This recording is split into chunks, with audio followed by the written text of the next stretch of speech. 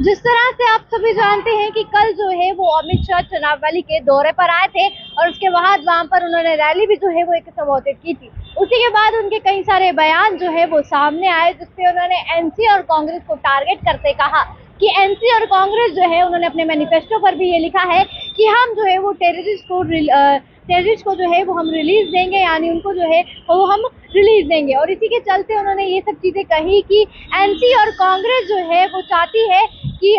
वो जो है वो जम्मू कश्मीर में टेररिस्ट को बढ़ावा देना चाहती है, पर भाजपा ने जो है वो जम्मू कश्मीर में टेररिज्म को बिल्कुल खत्म कर दिया है और कोई भी जो है वो टेररिज्म को बढ़ा नहीं सकता है, कोई भी उसको बढ़ावा जो है वो नहीं दे सकता है। और उन्होंने साथ साथ ये भी कहा कि पीडीपी, नेशनल कॉन्फ्रेंस और कांग्रेस जो है वो जम्मू कश्मीर में पत्थरबाज बढ़ाने की कोशिश कर रही है, जम्मू कश्मीर में मिलिटेंसी बढ़ाने की कोशिश कर रही है। ये सभी बयान जो है वो अमित शाह के है। इसी के चलते आप सभी देख रहे हैं आए दिन हर कोई पार्टी जो है वो 370 को अपने मैनिफेस्टो पे तो जारी कर ही रही है, उसके साथ साथ हर एक बयान में जो है वो 370 को भी जरूर ला रही है। अगर हम फारूक अब्दुल्ला की बात करें तो कल ही उनका बयान सामने आया, जिसमें उन्होंने ये कहा कि चाहे कुछ भी हो जाए हम 370 वापस ला कर रहेंगे, चाहे हमें सुप्रीम कोर्ट का दरवाजा क्यों ना खटखटाना पड़े। और उसी के चलते अमित शाह ने ये चीज कही कि हर कोई जो है वो कह रहा है कि हम 370 वापस लाएंगे, पर कैसे आप 370 जो है वो वापस ला सकते हैं, जबकि मैंने पार्लियामेंट में वादा किया था कि स्टेटहुड जो है वो वापस कर दिया जाएगा, जम्मू कश्मीर के लोगों को उनका